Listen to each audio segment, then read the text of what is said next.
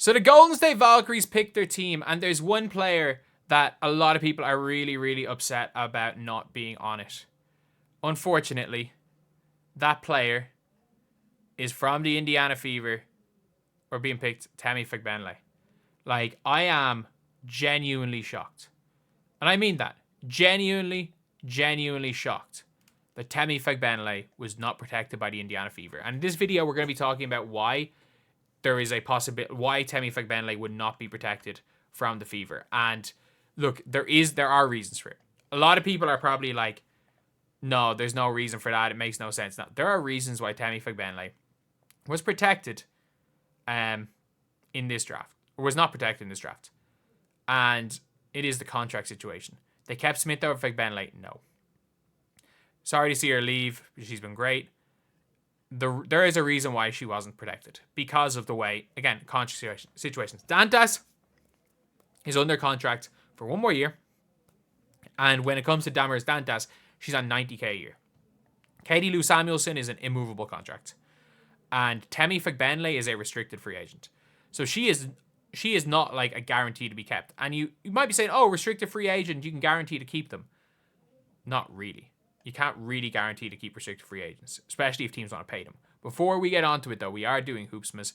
We are trying to get as many subscribers. Well, we're uploading as much as we can for the month of December. And if you guys are new to the channel, subscribe. We are trying to hit 40K by the end of the month. Right now, we're at 39.7. Thank you guys for all the support recently, and the support in the stream where we hit 2,000 live concurrents, which is crazy. But her defense will be missed. So confused. How is she not protected? You can only protect 6 players. They're going to protect the core 4, Melissa and Grace. I think they protected Dantas because Dantas is a more favorable contract than a restricted free agent, no contract. The thing with Temi Fagbenle is that she was a restricted free agent, and she's somebody that they had to, they literally had to keep, because if they didn't keep Temi, they had to not keep, because they kept Temi, then they would have had to match whatever she was offered. And I think Temi's going to get offered 150, 160K for 1 year. We can't forget, these are all 1-year contracts. And if they commit to Temi Fagbenle, you're giving up 3/4 of a max. And I think that's what people don't seem to realize, is that you are giving up so much to keep Temi. And if you can get rid of Temi, it frees up her contract. It frees up her as a restricted. It means you don't have to pay anybody. You don't have to pay anyone at all. And you can take in more contracts. You can get a free agent. You can take, for example, let's just say an Ariel Atkins. If you want to trade for an Ariel Atkins, it means you can take their money. You can take the contract. There are teams that will have quote-unquote untradeable contracts. And by getting rid of Temi, it probably allows you to take on one of them who's a player that's better than Temi. The problem with Temi is you're probably going to have to pay her like she's a starter and she's going to be a bench player. And you don't have the luxury of doing that. Because if you want to keep Kelsey Mitchell and offer her to Supermax, and you want to bring in a Satu, you have to get rid of Temi. Even if it's getting rid of Melissa Smith. Unfortunately, if you want to make that deal, which I think a lot of people do want the Fever to do, they want the Fever to go and get Satu Sabally. But the reality of the situation is that you cannot have Satu if you keep Temi, because Temi is probably going to demand too much. And I think it's the reason why the Washington Mystics didn't protect Julie Van Loo either.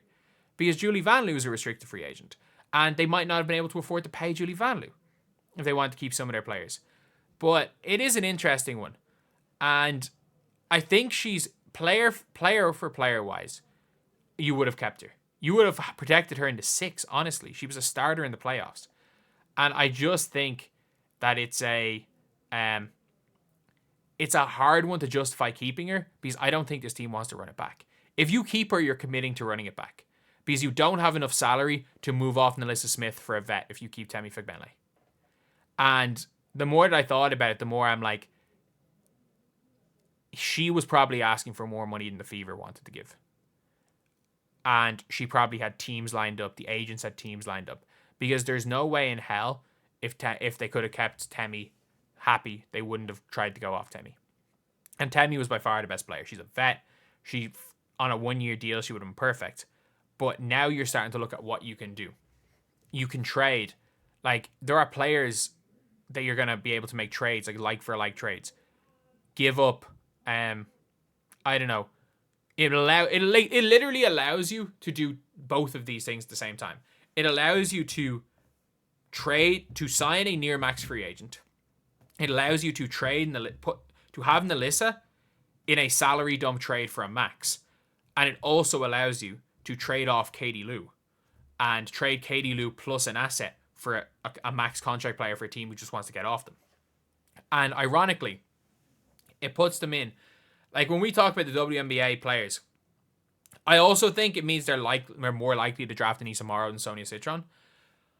But it allows them to look overseas. It allows them to look anywhere. It allows them to literally pay whatever the hell they want for a free agent. And it also allows them to make the Satu trade on top of that.